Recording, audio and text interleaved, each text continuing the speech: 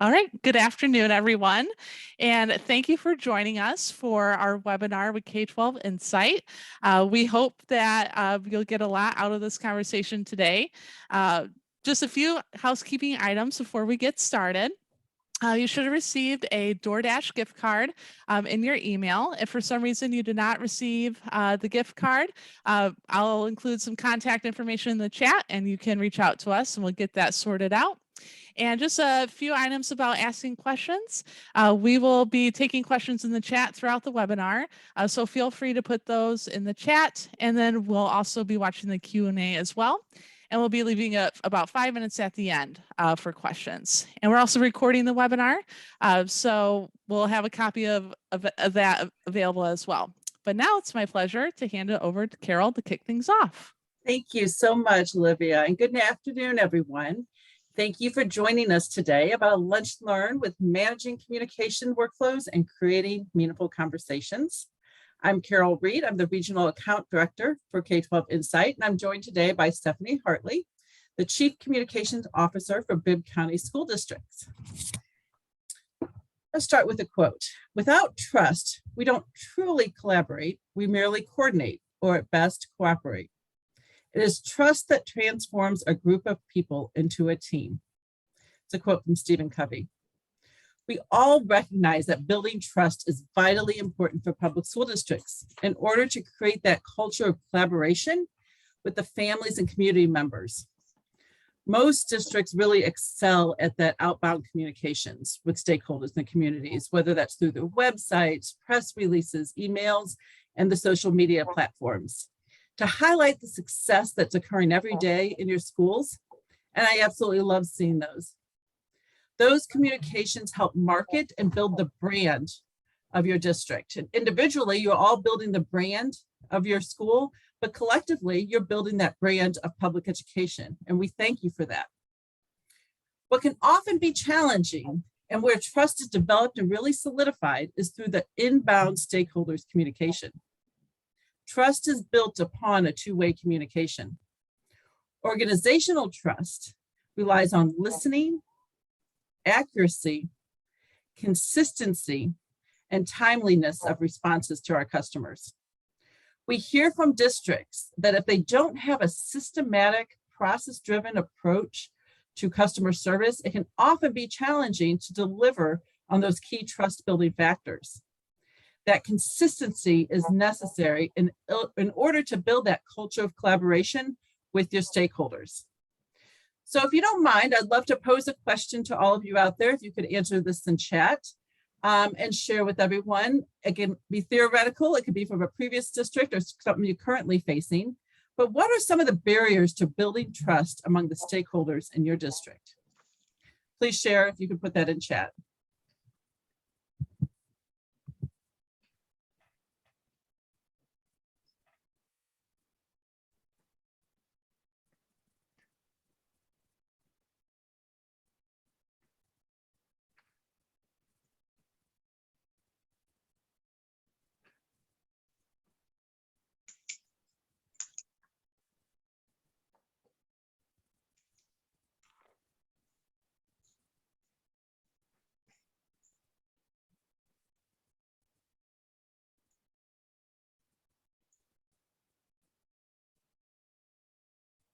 Okay, so this is great. I think as we're mentioning previous experiences, so I'd love to, that's a great lack of honest communication, right? I think that's a one that's hitting home right now. Previous experiences, certainly, I'm sure that covers a whole gamut of different things. Previous experience in school, I think that certainly is something that we're all dealing with and trying to develop that communication with our stakeholders, lack of consistency.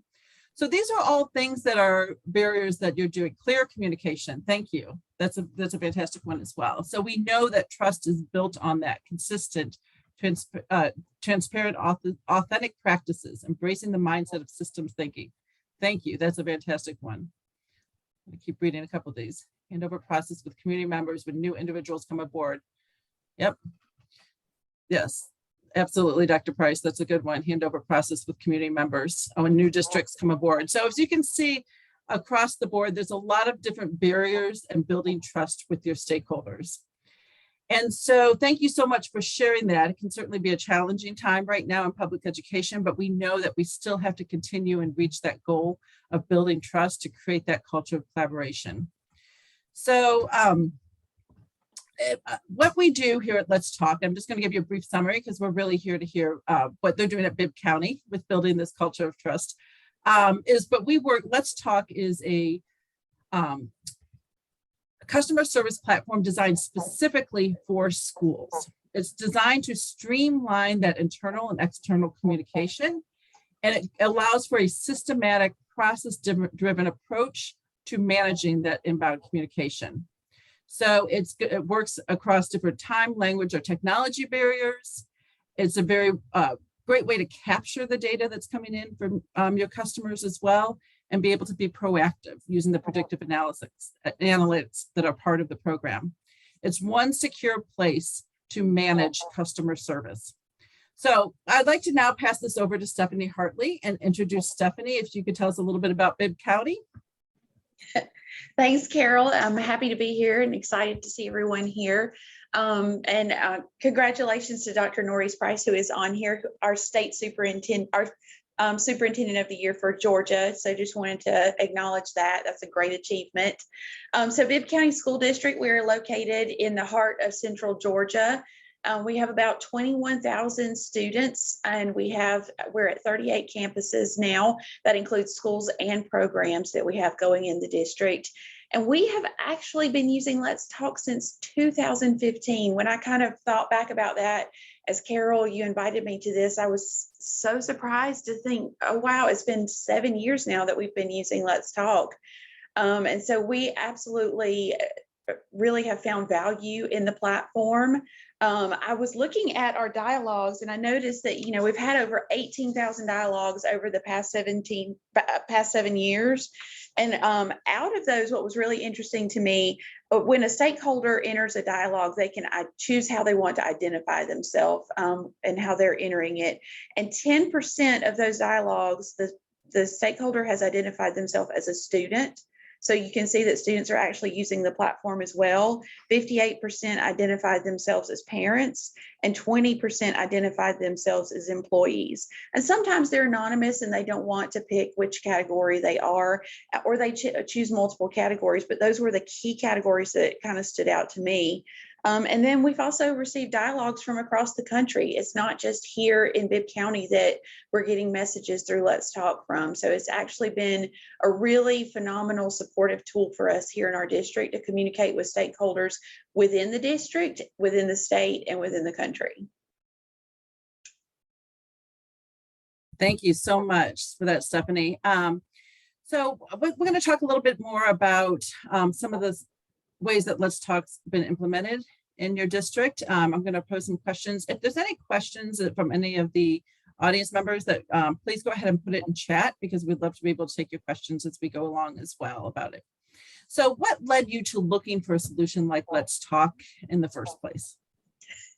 So when our superintendent, Dr. Jones, Dr. Curtis Jones, came into Bibb County 7 years ago in 2015, we were kind of coming out of a situation where culture and climate had been a little bit rocky in our district. And he was hearing from people in our district, from employees, from board members, just people in the community, that they felt like they had trust issues with our district, concerns that they couldn't share, things that they were worried about, issues in their school, issues with their teacher, their principal, because they felt like there would be retaliation against them for doing that. They also made, some of our constituents would tell board members that they would call the central office, they would call the school and nobody would answer, or they would be told they'd get a call back and just never hear back from anyone. And so we were looking for a platform or a way that we could actually make sure that we as a district, number one, were able to have open dialogues with our stakeholders. And then number two, that we could show that we were accountable for those dialogues. We wanted to be able to actually document that we were receiving dialogues, responding to dialogues in a timely manner. And our superintendent even implemented a 3 business day rule of response time, so that anyone who submits a dialogue will receive a response within 3 business days. And that is something that he himself models for all of our leaders in our district. And it just has been a phenomenal resource for us as we've moved forward. And I think you can tell in the responses that we get from people now, like one example that we like to refer to is that people think that they think that we're really kind of spying on them, even though we're really not. And it's funny because we had a teacher one time who put something in anonymously, and we were doing it for feedback about our bell schedule. We were trying to look at going from a 2-tier bell schedule to a 3-tier bell schedule. And we were seeking feedback through Let's Talk, and we got a lot of anonymous data. And our superintendent shared some of those responses in one of the community forums that we held. And there was a teacher in the audience who raised her hand and actually said, "That was my dialogue. I put it in, and I put it in anonymously. And I see now that you are actually reading my comments that I submitted. And I really appreciate that you shared those comments so that we could see that. And it's proof to me that you're using it." That's fantastic. And then we talked about external trust, but that's also the internal trust within that organization too, that the teachers are feeling like they're being held, Exactly. being heard. So thank you. Yeah, thank you for sharing that. So what are some of the ways that you've used Let's Talk to streamline that communication workflows internally for your district? So there are a lot of ways. So I made a couple of notes because I wanted to remember, but there are so many different ways that we use Let's Talk to streamline communication. The first thing for me is that I feel like as a district, sometimes when we get phone calls, it's the parent who says, "I have been transferred to 10 different people. Please don't transfer me to anybody else. Please answer my question. I just had one simple question and I can't seem to get a response or get to the right person." And with Let's Talk, when they are submitting the dialogue, it comes into a workflow pattern where we can look at the question. We can, they have selected a category. Sometimes the category is not exactly the right individual, right category, but it was what they thought was more pertinent. And we can kind of manage that workflow and who is the person who actually is the best one to respond to their questions, their concerns. Sometimes it's going to be more than one person. And so you can have a couple of people on that dialogue. You can have teaching and learning and student affairs and human resources all following a dialogue if it's something related to maybe a teacher or a situation in a school. And so that's really helpful so that your parent is going to get that immediate response. Your stakeholder gets that immediate response. And it's not that kind of waiting or being passed around to 10 different people. So that's one of the ways that we like to do that. And it also kind of ties in with what we call our first responders process. And so we in the district, we are using the National SAM project, innovation project here in our district. And so our principals use SAM process so that they have first responders who help kind of respond to initial immediate things happening in their school so that they can be an instructional leader first in their school building. And so this kind of also a principal gets to choose who they want to be on the dialogues with them for their schools. And we've also broken it down into categories as we've expanded our use of Let's Talk. So they can pick athletics or academics at the school, or just there are different types of categories. Even school nutrition is involved. And so it really allows for us to kind of bring that first responder process into another area as well when we're communicating with people. And that helps to our constituents get those responses even faster. One of the other ways we really are using it to streamline our communication is we have been so blessed with the people that we've worked with on the K12 side. They have helped us to develop forms that are just so helpful for us. We have developed forms for transportation, for bullying. Those are the key ones. And also one that you really wouldn't think would be a key one, but that's been really beneficial to us is what we call a fundraising authorization request. And so these forms just really give us an opportunity to identify what particular things do we need to know from this stakeholder when they're submitting their information. And for transportation, for example, we would get a dialogue that just quickly was the parent jotting in, the bus didn't pick my child up today. But they didn't tell us the name of their child, they didn't tell us the bus number. And so we've put some of those things into the form to try to help get that information from the stakeholders. And it's really interesting because you don't hear just from parents with those forms. We have gotten form responses from some of our community members who have been driving down the street, and they're like, and I don't say this to be negative, but they're like, I just saw a bus cut in front of another car and I want to report that. And so that's a perception issue for you as a district. You want to make sure that you are aware of what's going on out there in the community and that your stakeholders feel like they are giving you valuable feedback. And so that form helps them to go ahead and identify, oh, this was the bus number, this was what was going on. And our transportation director has even used that form to now add his team leaders into the dialogues, and he can actually direct who is responding to the dialogue down to his different level supervisors. And that gives him accountability to make sure that they are responding to parent and community concerns as well. And so it's really been key for us for that quick response, knowing exactly what is the root of the issue, how we can best help you without having to go back and forth with 10 different questions, and really make sure you've gotten a response. And the other thing that I wanted to make sure is it gives board members a way to send constituents to us, because sometimes constituents will call board members and say, I really have a concern, I'm not sure who to talk to. And the board member can say, well, hey, have you gone to the district's website and used Let's Talk? Because that is a way for you to talk directly to the superintendent. If you feel like you're not getting anywhere with your child's school, you can go directly to the superintendent and have a conversation with him. And so it's really been beneficial on multiple levels for us as we are kind of working through the different forms of communication. Wonderful, thank you. And I imagine internally that helps so much, as you mentioned, with your transportation, of cutting down on the time it takes to go back and forth with that parent or community member trying to get the details, to be able to have that up front. And that helps with the timeliness of the response, but also the accuracy of the response too, to make sure that they're pinpointing that correct information. It does. And for the fundraising authorization request form we created was really a great process, the way you all helped us develop that. And it was something that we noticed internally, so that you can actually use Let's Talk internally, not just externally with your stakeholders. But we noticed internally that we had some teachers who were putting Donors Choose requests or GoFundMe requests out there that were sometimes things that, definitely we saw a need for in their school building. But then there were also requests that kind of made it look like we were not being a responsible district and that we had not provided, supplies and resources to schools that were needed.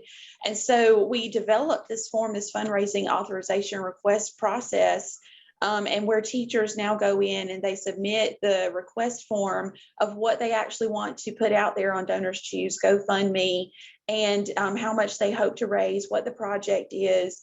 And then the principal is tagged in on that as part of our workflow. And the principal gets initial response and approves it or doesn't approve it. And then it goes up to the superintendent or his designee to do the final approval. But all on the back end, accounting and finance are connected to those dialogues, and they're monitoring those dialogues. And that gives them documentation throughout the school year as well for what we're actually collecting and putting out there as a community.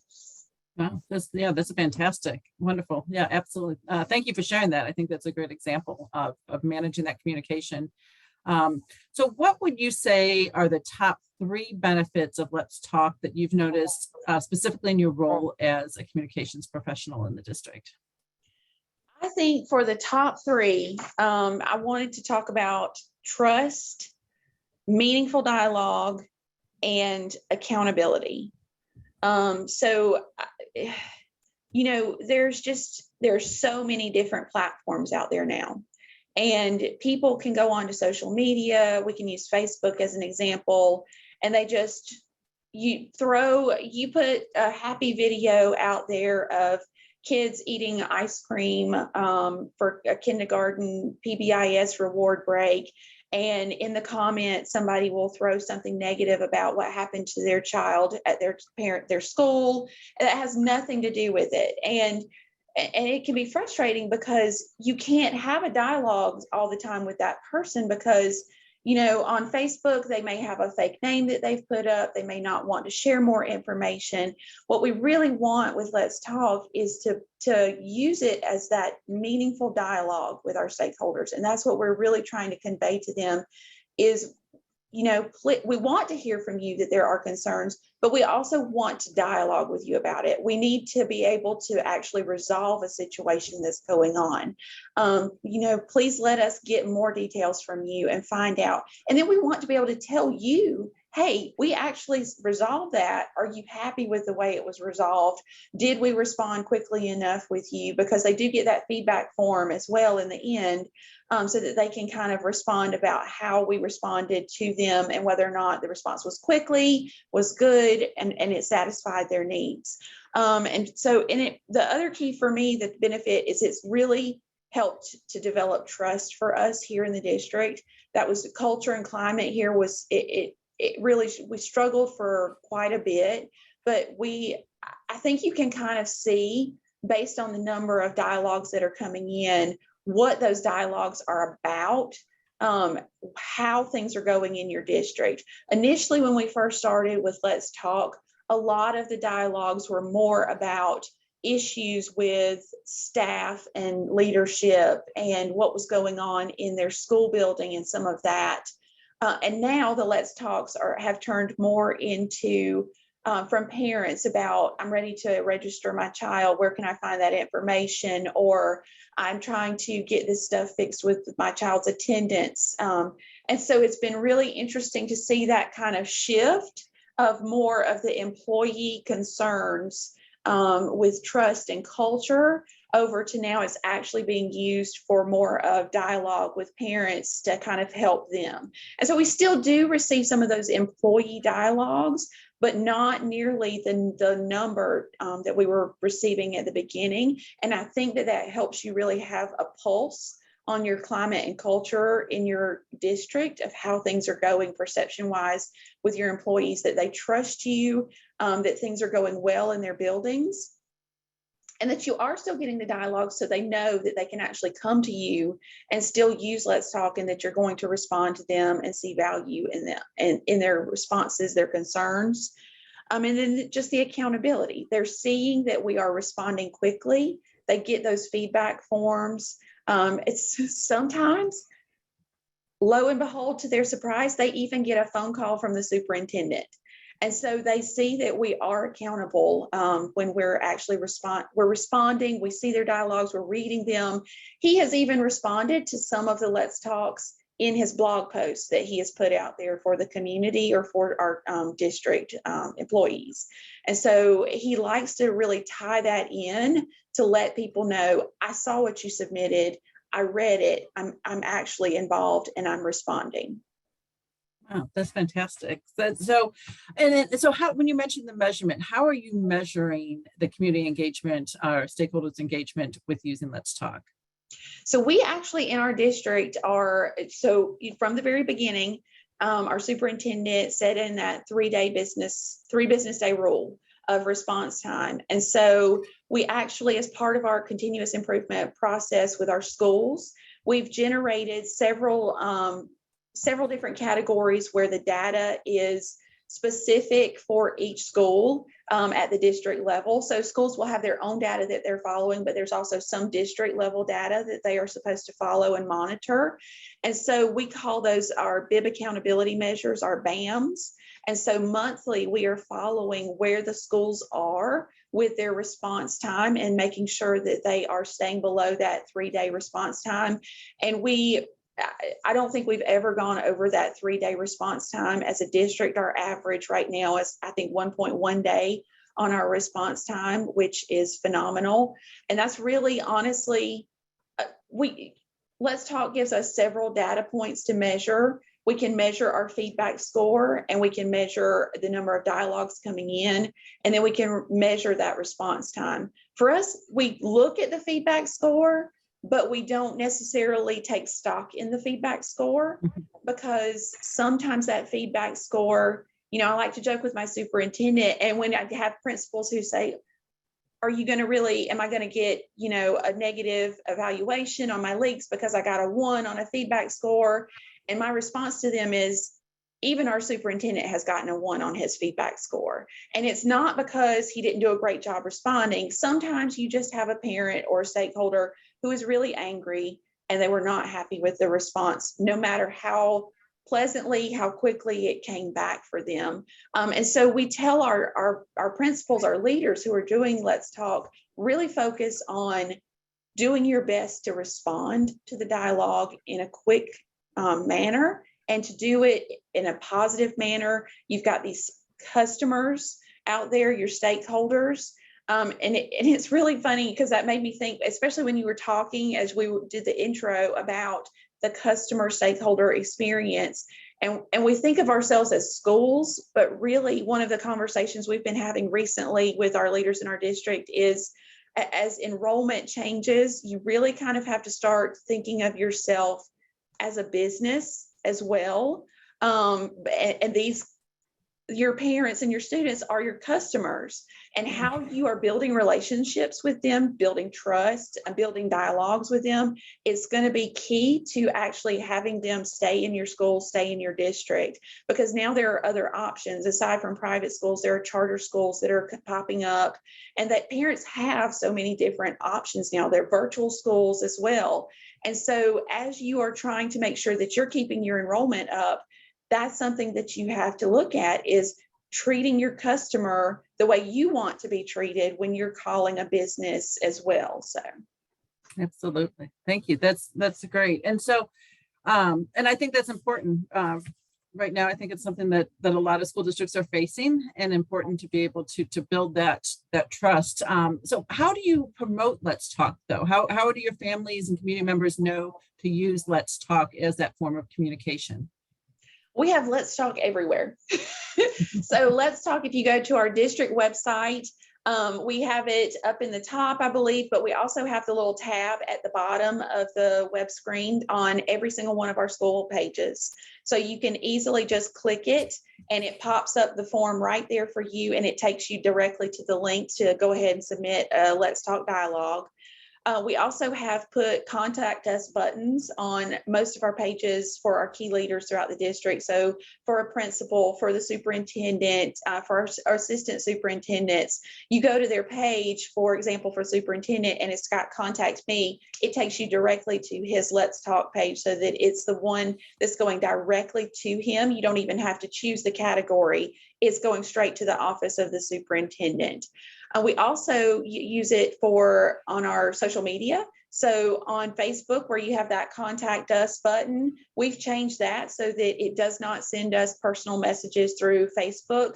It goes straight to Let's Talk and redirects the parent, so that we can actually have a dialogue with the parent. And it's actually being documented. We're being held accountable. With FERPA, you have to be so cautious. You don't really want a parent to start communicating some of that private student information through Facebook Messenger. You want it to come through something like Let's Talk that is secure and that you have the documentation and accountability for. And then we also put it in things like our newsletters. So at the bottom of our board brief newsletter, which is our newsletter that goes out about board actions, after our board meetings, there's a little button down at the bottom. Want to chat with us? Click Let's Talk. When we send out our monthly newsletter, want to chat with us? Click Let's Talk. And so we have it just anywhere we can put out there. We're making sure that we're promoting it, so that our stakeholders know to use Let's Talk. And you can really see in the increase of dialogues that we've had each year. So we had about 4,000 on average the past 2 years, which was a high for us the last 2 years. And I know COVID really kind of pushed some of that as well. But we could see the growth in the use of Let's Talk. People actually know about Let's Talk in our community now. Good. Yeah, that sounds like you've done a wonderful job promoting it. And I think that's so important, that maybe that first year or two, that you still may be getting people communicating other means, but once they get established and you keep consistently promoting it, it becomes second nature for parents to know if they have an issue, I'll go to Let's Talk. I'll put it in there. I have a question, we'll go to Let's Talk. So thank you for sharing that. So you mentioned a little bit about how your superintendent uses Let's Talk. Is there anything else that you found through with Dr. Jones that how it's helped him in his role? So one of the things he and I kind of talked about it a little bit, and he said that it was really key for him to make sure that employees knew that they had a voice. He said that you have an employee who could be working at a school level and they may never see the superintendent. And so they may not think that they have a way to actually get to the superintendent. And he does talk to our school leaders and he pushes down the message about, you kind of have that layer of leadership and response, and you do want people to kind of follow that. But it's also important that people know that even though there's the chain of command, they can still reach the superintendent if they really need to. And it's really interesting to see that the dialogues come in that are so open and candid with the superintendent, and he is so open and candid back with them in the response. And like I mentioned before, sometimes he even picks up the phone and calls a parent or an employee because he really wants to have a dialogue about, you sent this in, but I really want to know more about what's going on because I really want to resolve this situation. There have been things that like you wouldn't necessarily know are key that are going on. We've got what we call our street committee gossip line that goes around the district, but you can use Let's Talk and the dialogues that are coming in to see what's really important to your stakeholders that you might not realize is an issue. And something that is an example that I like to use, and it could seem so trivial, but it was paper. One time we started getting just a couple, not a lot of dialogues, but it was, we don't have enough paper in the schools. We're getting one box of paper to use for the entire semester, and it's not enough. And he started digging down into that and learning more about it, and he was able to actually help come up with a different solution and help our teachers with that. But it was not something that had actually risen to his level as a superintendent for him to be aware of, but it's something that is it's very pivotal to actually that culture and climate that you've got going on in the schools. And it helps your employees to see, my superintendent is listening, he actually cares. Yeah, it is so important because those employees are your advocates when they go out into the community, right? With them, they're out, exactly, making sure you get registered for kindergarten. I mean, those it's so important to have that trust among your employees. So thank you for sharing that. So there's a question that Isabella posted asking, how is Let's Talk more efficient or beneficial than email? Well, I think Let's Talk is much more efficient than email because I don't know about you, but my email box is just clogged. I feel like I can clean it out first thing in the morning and it is completely full again by the end of the day. In Let's Talk, I can go in and actually focus on the dialogues that are really only pertinent to me, because sometimes in email, I'm getting those emails that are like, I'm tagging in so-and-so, but it's really not pertinent to me. I'm funneling it on to somebody else, but then I still get copied on the reply alls from 12 different people. Whereas Let's Talk, I can go in and see the dialogues that are exactly pertinent to my area and kind of go ahead and quickly respond to those. Let's Talk also has this feature where it sends you a notification and says, hey, you have this message that you haven't responded to, and you're getting close to that 3-day mark. You might want to make sure you go in and hit that. And I don't, for me, it's sometimes if it gets, the emails just start coming in and it gets buried down in there, and I may not remember that it was there unless I'm like sitting there at night going through my email and I've gotten back down to that email and I can respond. Whereas it's so much easier to go into Let's Talk and just go ahead and see, okay, this is what I still have open to respond to. It's not something that I'm just saving because I want to be able to go back and look at in my email. And the other thing in Let's Talk is I can add people and remove people to a dialogue as often as needed. So sometimes I may add in an assistant principal, and then we realize, okay, no, actually it was the other assistant principal. I can take that assistant principal off, add a different assistant principal back in. And so it really kind of helps you to manage who really needs to be a part of the conversation without overloading and overburdening everybody. Okay, good. Thank you. Yeah. And I think what, another comment I want to make is, there is a dashboard there that you're able to really look at what is trending, it can pull out certain words. So you can kind of know we're getting a lot of communication coming in about a particular topic. And that way we can be very proactive before it becomes a big issue. Let's be very proactive and address this topic, because it seems like a lot of it, we have a lot of communication coming on that. And so that's something different, I think, also with email. You don't capture the data. And so really the magic behind Let's Talk is really that data that's captured in those communications. Exactly. So let's see, we have a comment. She says, Stephanie, I feel your pain. People dial me in emails to make sure that things get done. Oh, so you scheduled a demo. Okay, perfect. Thank you so much. That was Gina. Are there any questions out there that you might have that you would like to ask Stephanie? We have a few more minutes left. I'd love to capture some of your questions that you have, or comments or feedback. Please go ahead and put those in the chat now. And so while you're putting in questions and comments, I do want to take an opportunity.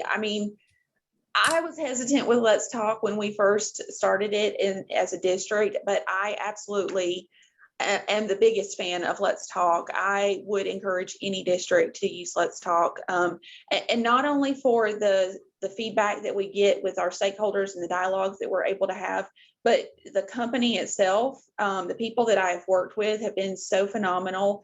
They are quick to respond to any issues that we're having, and they are always, they're looking for feedback. And so they are doing check-ins to make sure, okay, are there any issues you're having?